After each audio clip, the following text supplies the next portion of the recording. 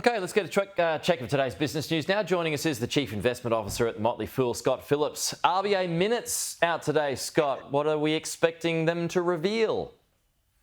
Pete, good morning. Probably not much if the RBA's history is anything to be taken by. The reality is they give us lots of information, but no insights as to what they might do next, obviously very deliberately. There is a twist, though. This is the first time we'll see RBA minutes after the new two-day meeting. Previously, of course, 1 day a month. Now 2 days, 8 times a year. What they discussed, what maybe new information, new insights, new thoughts they might have. So this will be an interesting set of minutes. It could very well be an anticlimax. It might be exactly the same as the ones before it, or we might see something new. We are looking, of course, we have slowing retail, in fact, negative retail sales in December, a GDP number that was out since the last or the previous RBA minutes, where they had a 0.2% growth in GDP. So a slowing economy, higher unemployment as well, of course. Whether they make comment on any of that, what information they give us in terms of what they were considering, how they weighed up the options, that's what we're looking for. And of course, any sense of which way they were thinking about going, how likely or otherwise it was they may have considered cutting rates sooner rather than later. So we don't know what we will get. We're hopeful we might get a little bit more illumination about what the RBA may do in 2024. Okay, elsewhere, Star City Casino, all over the front pages today, Scott. It might lose its licence, or its licence is at risk at the very least again. Yeah, Groundhog Day, isn't it? This is fascinating, Pete, because we know the first time around, the regulator said, you're really not suitable to hold a licence, but you can keep it. Which, for anyone else, I don't know the police be so kind about a driving licence, but the casino licence, apparently, if you've got one of those, they're very hard to lose. The regulator said, look, you're not fit to hold it. We'll give you some time to basically fix what's happening inside your business. We'll appoint an external manager to help you do that.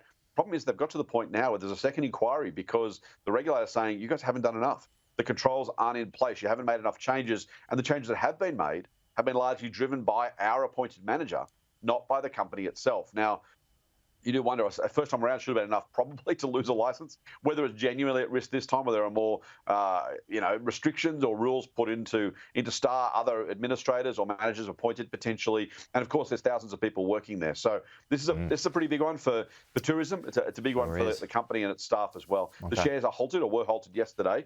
I'll have to wait and see if they start trading again today. Groundhog Day, right to put it that way. Meanwhile, real estate group McGrath is expecting a cut to interest rates. Will provide a boost to the housing prices. Well, it's interest. It's in McGrath's interest for rate cuts to be on the cards, isn't it?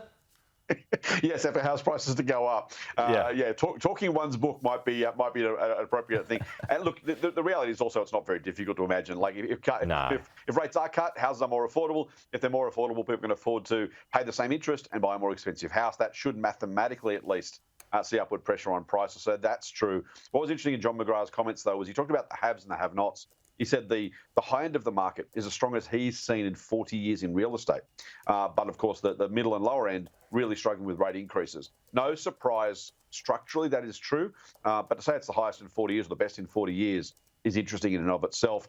His hope, as he says, is that rate cuts will make things more affordable again for low and middle income owners who are looking to buy a home. As you say, McGrath might say that, mightn't they? That's in their interest and that's the business they're in. But mathematically, it's also probably true.